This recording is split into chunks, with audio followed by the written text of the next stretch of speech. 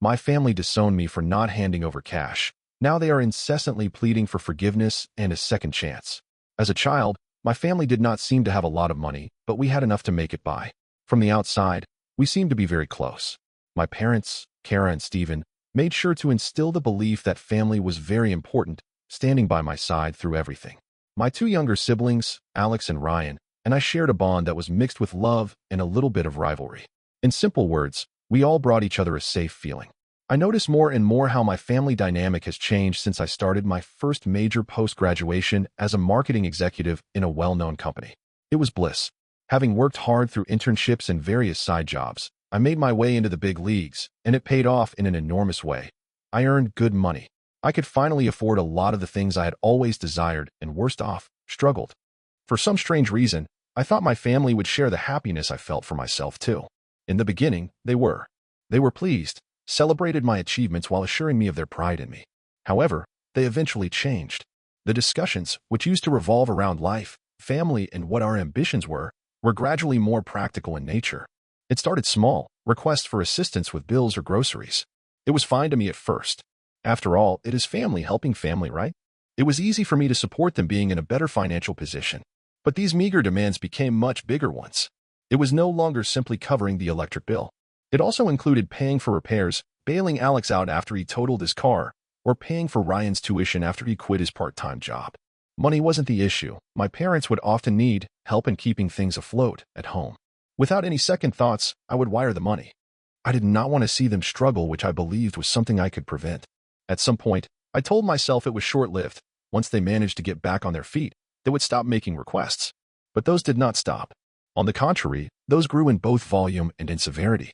In case I wondered how their requirements escalated so much and slowed down, my mother would come into the picture. She would often say, "You know, we've always supported you." The sentence seemed harmless until she kept on going. Is it too much to ask for a little help in return, leaving me guilt-ridden over how her tone had shifted and her words turned violent?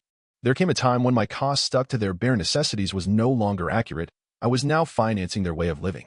It was the new clothes for Alex, the family vacation they were not able to afford, and even my parents' mortgage payments during the tighter months. The process felt never-ending. There came a certain point where I felt burdened. I was no longer putting food on the table for myself only. I was providing for 4 other adults that had completely grown dependent on me.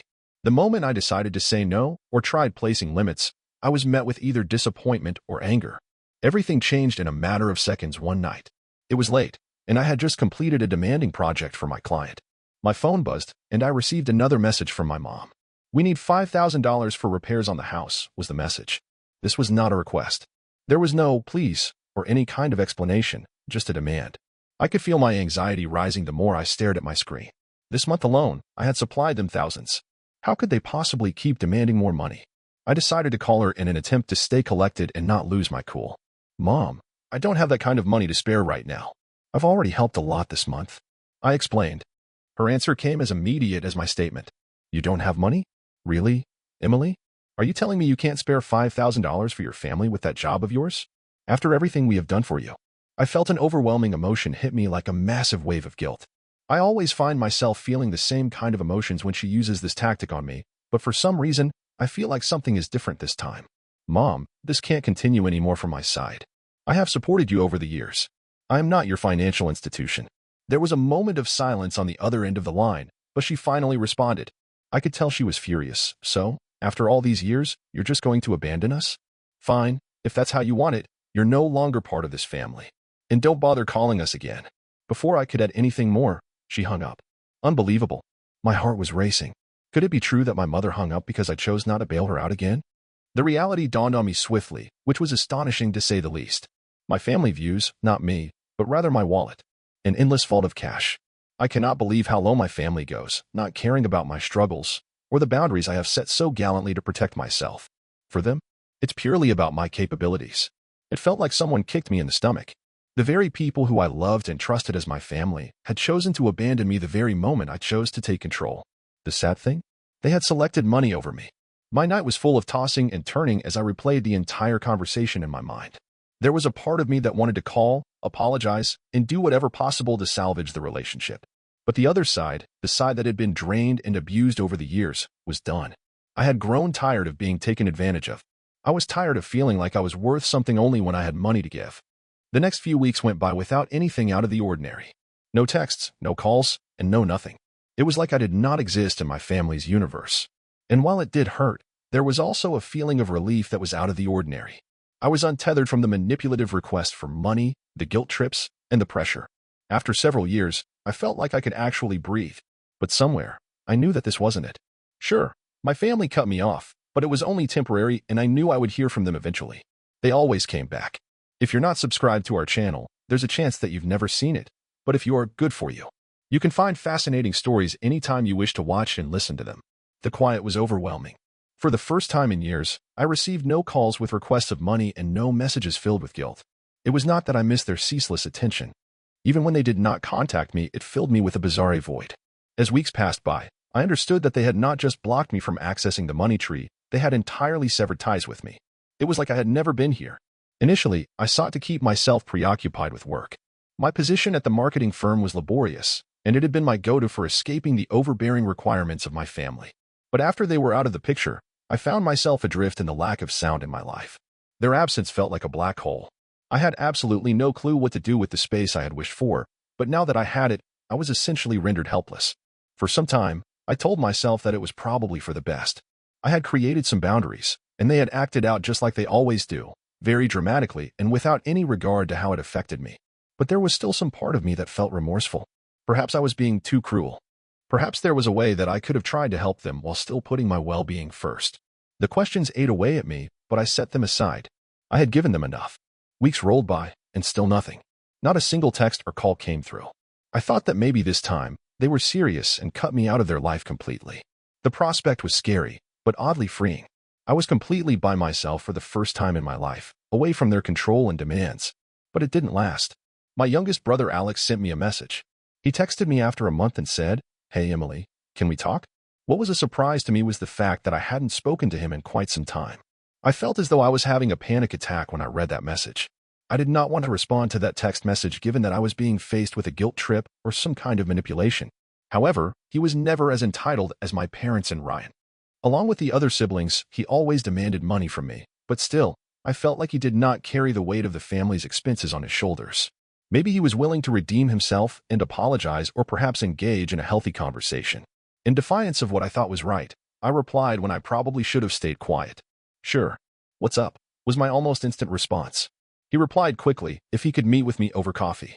We set a time and place to meet at a small cafe in town. It was the same cafe we would go to as kids for lunch. While I waited for him, I couldn't help but ruminate over this entire ordeal and start feeling anxious. What is this about? Was he trying to pacify the situation for the family? Or is this the onset of a new wave of demands that were to be placed on me? When Alex walked in, I could tell he was uncertain. He had changed, looked more ragged, more worn down than the last time I had seen him. He took his seat across from me and nervously twiddled with his phone before finally looking me in the eye. "So, how have you been?" he said as if we haven't spoken in decades and the two of us were already out of touch. "I've been fine," I cautiously responded, making sure to break the lingering silence. "Busy with work." The silence dragged for a moment that felt like forever. I could tell he was attempting to devise a plan on how to phrase whatever it is he came to tell me. Alex finally spoke up, his voice low. "I wanted to apologize for everything that happened. Mom and Dad, they're just really overwhelmed with everything. You know how it is with the house and everything. And Ryan's dealing with his own stuff too. But I understand, that was unfair to you." I took a deep breath to calm myself. In my head, I tried to rationalize it all. But one half of me definitely wanted to believe him and move on. The other half, the one that felt hurt and used for a long time, was not ready to be so conceding. "Alex, I've been assisting for years," I started, raising my voice considerably softer than I intended. "I have helped pay for bills, repairs, and even tuition. And I didn't complain. It's only when I decided to say no that they ceased communication with me. Do you understand what that is like?" His face turned a light shade of bright red, and he began looking at the table instead. "I know. I get it. But you have to understand, they're not okay. Things have been tough, and you are the one who has been holding everything. When you decided to step back, it was very difficult for them." I shook my head. "That's the problem, Alex. They didn't handle it appropriately. They just started pushing me until I was at my last limit. I am no bank to them and definitely not the one with all the solutions." "I know," he said softly, "but they're in need of something right now, which is the reason for my presence." There it was. The underlying fact as to why he contacted me. "They require more money again, don't they?" I said as a tinge of bitterness started creeping into my words. Alex winced but nodded. Yeah, things have gotten worse. Ryan is out of work and the house is in need of repairs. They are not doing really well, Emily. This was infuriating, and I couldn't help myself. After everything, after they severed all ties in a complete abandonment when I said no, they had the nerve to return once more, wanting even more from me? Was what I was fearing accurate? Apparently, nothing had changed. I can't do this, Alex, I said, shaking my head. Over the years, I've sent them money, but they never seem to be satisfied. They do not seem to value it. They do not value me. Instead, I am just another person who is supposed to offer them solutions. I know, he said again, his voice filled with frustration.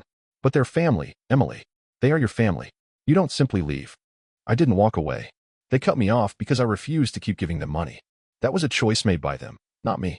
Alex leaned back in his chair, running his hands through his hair. He looked defeated, as if he had been expecting it all along but wanted to see a better result. I'm not asking you to give them money. I'm asking you to give them another opportunity. They know you are someone valuable to them. They wish to speak with you.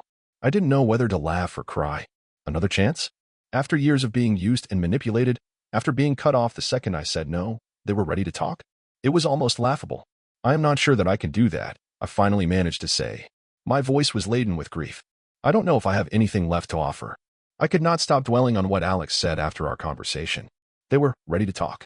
They had understood how much I meant for them. But was it really me, or was it about how much I was worth to them? For countless years, my family and I shared a love devoid of emotional dependency. Every meeting with my mother and father, every phone call with Ryan, and every demand coming from Alex, money was the crux of it all. And now here they are, the people that severed ties with me, begging for reconciliation as if I am a child. This was painful. This was more painful than I would ever be able to accept, even to myself.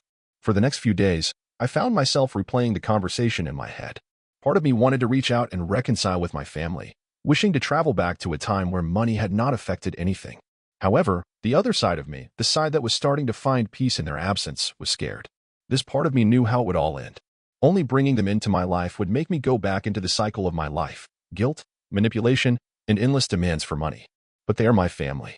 Confronting them was not something I was prepared to do. At least, not now. What I did want was multiple answers. I wanted to comprehend how the people that were supposed to love me had turned me into a mere paycheck for them. This led me to decide that I wanted to meet Alex again. Alex was the one who could help me gain a better understanding of what was going in my family. This time, we met at our regular coffee shop again, but there would not be any trivial discussion. I would get straight to the point. Alex, I want you to be transparent with me. How long has it been like this? How come Mom and Dad depend upon me for everything? How did we reach this point? Alex appeared to be uncomfortable in his chair, averting his gaze towards his coffee. It's been compounding for a while now. You know how they have always struggled. They were really struggling ever since you started working, but after you got a job, well, I have to say, they have been more relaxed. They thought me getting a job would make things easier for them. I retorted, incredulously. I have been paying their bills for the last couple of years, Alex. I have helped pay off several loans, renovate the property, and even help Ryan out more times than I care to. I have tried to do everything possible to help, and somehow I'm still not doing enough. I understand, Alex replied in a quieter tone. But, look, you need to get it. They are quite proud. Seeking help was not something they were willing to do. But when they realized how much you were willing to do, it has just sort of become a routine for them. They expected it. They got lazy. Allowing myself to sink further back into my chair, I felt his words wash over me. They got lazy. That's what I had been to them. Lazy. A safety net that prevented them from very badly managing their own lives. The more aid I extended, the higher their demands became. Why didn't you speak up? I asked. Why didn't you tell me this was happening for years? Alex let out a sigh while pushing his hand through his hair. Because I did not want to get stuck in the middle. I didn't want to anger anyone. Mom and Dad, they have a way of making you feel deeply guilty, you know? They have always been like that. And Ryan, well, you know Ryan. He never accepted blame for anything. It was painful words for me to hear. Knowing the truth, our parents did have a knack for manipulating others and their emotions in order to get what they wanted was probably the darkest. But the fact that Alex admits it, hearing him recognize all this makes it more real. I spoke in a softer voice. Why are you telling me this now? After staring down at the table for a while, Alex responds, things have gotten much worse. After you cut them off, they struggled more than they wanted to admit. And now, they're desperate. That's why they sent me. I felt my heart sink with his response. Of course it wasn't about repairing our relationship. And it certainly wasn't about acknowledging the harm they'd done, or the way they had treated me. It was about money. No, it was always about money. Alex, I told him, my voice trembling. I can't keep doing this. I can't be the savior every time. I've given them everything I could, and it was never enough. They don't see me as their daughter anymore. They see me as their ATM. I know, he whispered, his voice heavy with emotion. I know. But they're your parents, and they're in trouble. What are you supposed to do? Walk away. I didn't have an answer for him, mainly because I didn't know what to do. Every inch of me yelled, begging to protect myself and keep the boundaries I established. But even as I think that, why I am their family kept reminding me. I'll think about it, I said finally, but am not making any promises. I let out a long exhale, feeling heavy with exhaustion. Alex nodded, looking relieved but also guilty. He knew I was on the edge, torn between a girl who had a family and one that is a daughter to a dutiful person. When I left the cafe that day, I felt more conflicted than ever. I poured years of hard work into trying to keep my family together both emotionally and financially, but at what cost? Was it really worth sacrificing my personal well-being for others? Do I owe it to myself to finally let go and prioritize self-care?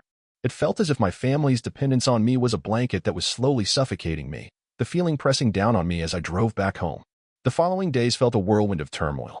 I felt myriad emotions, guilt, anger, sadness, and you name it. My parents constantly occupied my thoughts, and my head felt as if it was going to explode. Struggling to come to terms with the question, how did we go from family that was absolutely supportive of each other to a toxic mess where everyone has loads of unfulfilled expectations residing in their heads? Each time I tried to busy myself with work, it was rather unproductive because the moment I sat on my desk, my thoughts drifted towards my conversation with Alex. What do? If I help, I know it will be money requests on an endless loop. Guilt trips during time of hesitation and appreciation will be nowhere in sight. But what about if I don't help? What then? Am I seriously capable of abandoning everything that makes me me? Do I really want to live with my family struggling while I stand idly by, as if I have done all I could? Most importantly, what happens now? The internal fragmentation is brutal. Realistically speaking, my self-worth is intertwined with love, and that in essence makes me. The battle that follows is wanting to provide that love, but not being able to afford the cost to my individuality. I knew my role and responsibilities, but this time, I no longer wanted to be the one cleaning other people's messes. I felt unsure if I even knew how to go about living my life. One day, I was home alone when I received a buzzing notification on my phone. It was a text from Alex. My parents want to meet with you. They are prepared to talk. At the very least, you should hear them out because they are missing you. My heart was pounding, and I clenched my fists while looking at the screen. Why hadn't they reached out for so long? I felt let down, but not shocked. They had chosen to cut me off without a shred of consideration. After all, what did I expect? The conversation wasn't about reconciliation. They wanted something from me, yet again. After all, how much more guilt, manipulation, and unwavering expectations was I willing to endure? Even with the endless possibilities of feeling guilt out, I knew a small piece of me imagined a fairy tale like belongingness with a family who once cared about me deeply. I took a deep breath and felt my lungs fill with air while trying to focus on the decision I had to face. Was it the right choice to speak to them? The words from Alex lingered in my head for days. My parents wanted me to meet. I was hesitant. I felt like it was a setup. At the same time, however, I wanted to see them too. I was missing them and the family we once were before money got in the way. Perhaps hearing them out was the chance I needed, or perhaps it could just be another manipulation tactic. Only time would tell. I told myself to set boundaries and claimed to be ready to step out if things turned ugly. It was easier said than done. While I was driving to my parents' house, nostalgic memories came running to me. From holiday gatherings to family dinners, this house served as a vessel for love and laughter, yet today it feels like a ground zero for manipulation. When I arrived, Alex was already here, sitting on the porch. "Thanks for coming," he said to me with a nervous smile. After he saw my car, he donned a cautious smile and fidgeted with his phone. I nodded and clenched my fists together as I felt a knot tighten in my throat. Let's get this over with.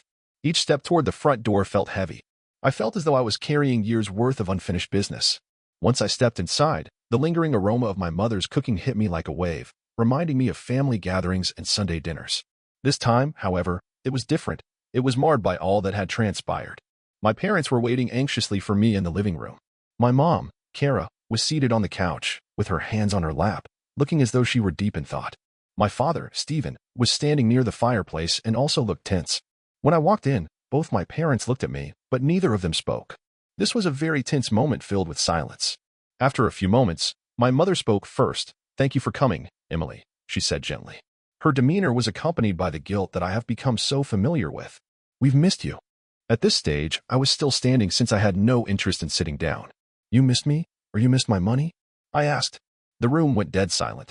There was no arguing that what I had just said was very insulting. My mother looked sullen, while my father rubbed his temples and let out a large sigh. "It's not like that," he said, in a softer tone. "I am not supposed to sympathize with your emotions," I retorted, my feelings all the way out.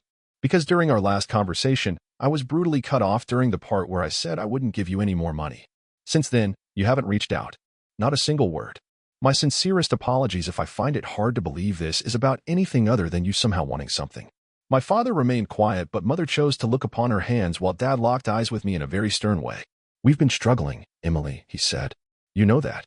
Ever since the recession, life has been hard for us, and with Ryan being unemployed lately, we're pretty much in a crippled state. Still, remember we are your family too. You do not just abandon your family when things get difficult." I clenched my fists. I could feel my anger bubbling like lava, Virginia. "I have grown tired of this. You are old and wise, so I shall no longer question any things you put out mentality. All the set phrases people around me keep repeating went out the window, and I truly started actively speaking up. I even covered accounts your dad's name was in debt and covered Ryan's trouble more times than I can miserably count. I spent every last dime I had, and all of it put together was never enough. And the one time I blatantly said no, you cut me off the conversation like I didn't matter." Her tears struggled to catch up with me and her sobs let her speak. "We didn't mean to hurt you, Emily. We just didn't know what else to do. You asked me for help, and we provided it without question. And when you said no, it felt like you were abandoning us." I inhaled, attempting to calm myself. "I was not abandoning you. I was looking after myself. You can't treat me like a piggy bank. I'm your daughter, not that. I did everything possible to save myself." After a moment of silence, Alex said, "They've realized that, Emily. That's why we are here.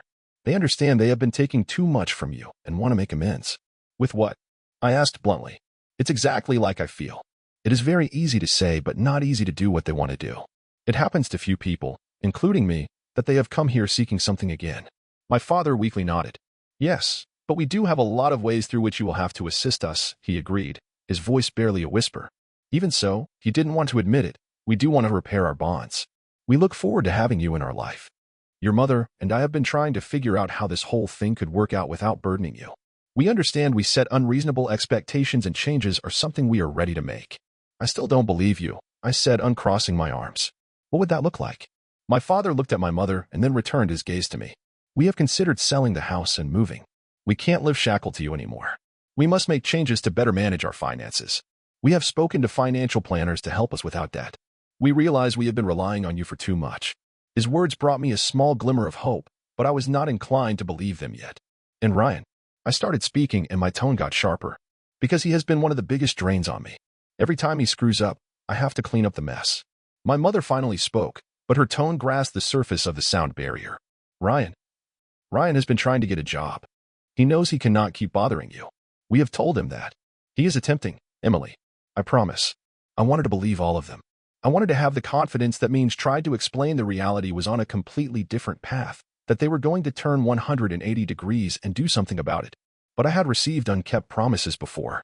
I felt like I was handed an empty card, and no amount of pitch-black darkness behind the veil of the card would help me visualize hope. For the first time, I felt a glimpse of appreciation for everything around me.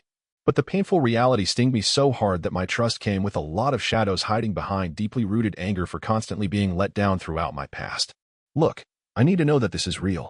I don't think anyone takes empty promises lightly, do they?" I said, trying to contain my anguish-filled trembling. "If I were to help you again, it would have to be completely different this time around. I cannot bear the burden of sacrificing my happiness just so you don't sink. I need limits, and I need you to follow them." My father nodded. His expression was earnest. "We understand. We will respect your boundaries, Emily. Losing you again is not something we want." I directed my gaze towards my mother, who wiped tears off her face. "We're sorry," she whispered. "We really are." I stood there for what seemed like an eternity, weighing my options. A part of me wished to walk off and break free from the cycle of guilt and manipulation, but the side that still mourned the loss of our family wanted to give them one final chance. "I'll provide assistance," I responded decisively, but only on my terms this time. "No more guilt trips. No more harassing me for cash. This is how it will work. I'll help you stand up again, but you must take it from there." All my father did was nod and look solemn. "We understand." And just like that, the burden on my back got lighter, to a degree. It wasn't perfect, and I knew there would be difficulties to navigate, but for the first time in a long time, I felt as if I had some semblance of control over my own life. In this last round, I had drawn lines, and my family had agreed to set foot inside those lines. Whether they actually followed through on their promises was another question altogether, but either way, I had made my decision. As I left my parents' house that day, I could sense hope, but again, a strange mix of reliance. My optimism is that maybe this is the start of something we can hope for. Or perhaps it was just a temporary excuse to relax before the game cycle started all over again. Either way, I came to realize one thing. This time around, I won't forget to take care of myself through the whole endeavor.